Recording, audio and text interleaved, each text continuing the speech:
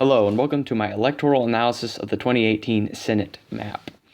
We're going to start with safe seats that we consider safe for the incumbent party, where there's no danger of takeover. We'll start with the Democrats. We have Washington, which has a Democratic Senator, Maria Cantwell, who was first elected in 2000 by a wide margin, and she has won re-election easily each time she has come back up. Generally, there would be no contest in Washington anyway. In 2010, there was a contest. The Democratic candidate won by 3 percentage points, and it was very close, obviously. It was a wave year for the Republicans. But in this case, we do not consider her to be in danger and thus mark the seat as safe. Moving on to California. California has a Democratic Senator, Dianne Feinstein, who somewhat cast doubt on whether she would run for re-election. She was first elected in the 90s, but has indicated that she will run for re-election. And even if she hadn't, California would have remained a safe seat because they employ an open primary system wherein the top two vote getters face off against each other in a general or a runoff, provided no candidate gets 50% of the vote in the primary. Therefore, since California is so democratic, the two top contenders are often Democrats, and this was the case in 2016 when the two top contenders were Loretta Sanchez, who was a moderate Democrat, and Kamala Harris, who was a liberal Democrat. And Harris actually triumphed. So we are marking the seat as safe. It is not likely to be in contention, even though California did have a competitive race in 2010. That was a Republican wave year, and thus we do not consider it to be competitive this time around. Things could become competitive if the Republicans can recruit a credible challenger, but that appears unlikely due to the thin Republican bench in the state. So it is safe. Moving on to Hawaii.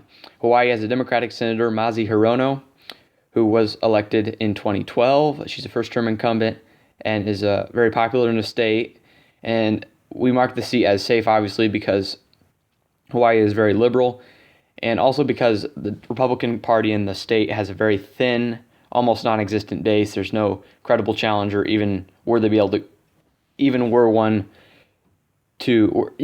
attempting to contest a seat, they wouldn't find anybody likely.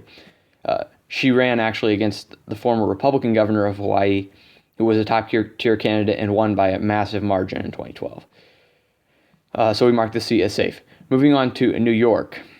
New York has a Democratic Senator, Kirsten Gillibrand, who was first appointed to the seat in 2010 and ran for a full term in 2012 and won with 71% of the vote in a landslide against a Republican perennial candidate. The Republicans have a thin base in New York, and in any case, it would be a safe Democratic seat. Gillibrand was a moderate, or at least marketed herself as such, while she was a congresswoman, but has since moved towards a liberal stance on most issues.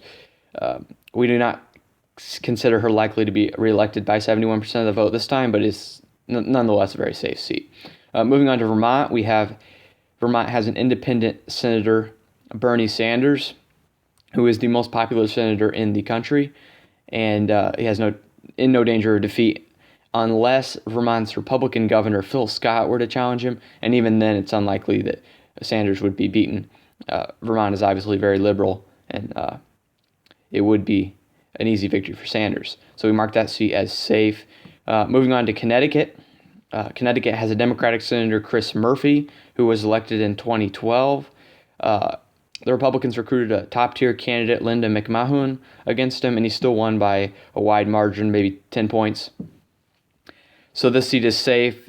It's unlikely that McMahon would run against him again, since she's been tapped for the Small Business Administration in President Trump's cabinet, and the Republican base in Connecticut is thin. Most attention in the state would be given to the governor's race. The Connecticut governor is very unpopular, and so that's more their focus than the Senate seat, especially since Murphy is popular. So this seat is safe. Moving on to Rhode Island. Rhode Island has a Democratic Senator, Sheldon Whitehouse, who has won by wide margins. He is obviously no danger of defeat. There is a very thin Republican base in the state. If he were to be challenged, it would likely be by a liberal Republican, and wouldn't make much measurable difference in ideology or voting record. But White House might face a three-party challenge or three-party run for this seat, but more on that later. He is in no danger of defeat.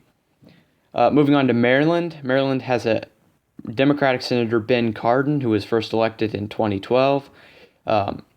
Maryland elected its other senator in 2016 by a wide margin, and thus we consider Cardin to be in no danger of defeat. Maryland does have a Republican governor who is very popular, but he is running for re-election and will not challenge Senator Cardin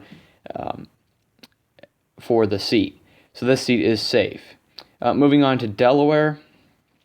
Delaware has a Democratic Senator, Tom Carper, who is getting a little older, but it seems as though he'll run for re-election. He has not indicated his intentions. If he were to run for re-election, obviously the seat would be very safe.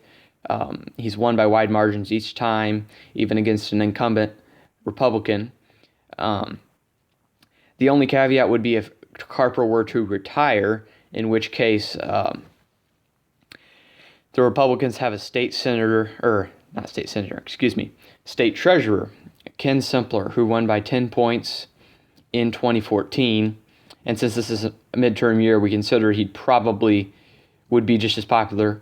Whether he would win a re-election in a presidential year is questionable, but he would be a strong candidate to take on whichever recruit the Democrats could put up for the open seat were Carper to retire. But if he does not, it will remain a Democrat seat, and thus we are marking it as safe until he indicates his intentions. Anyway, thank you for watching, and like, comment, and subscribe below. Thank you.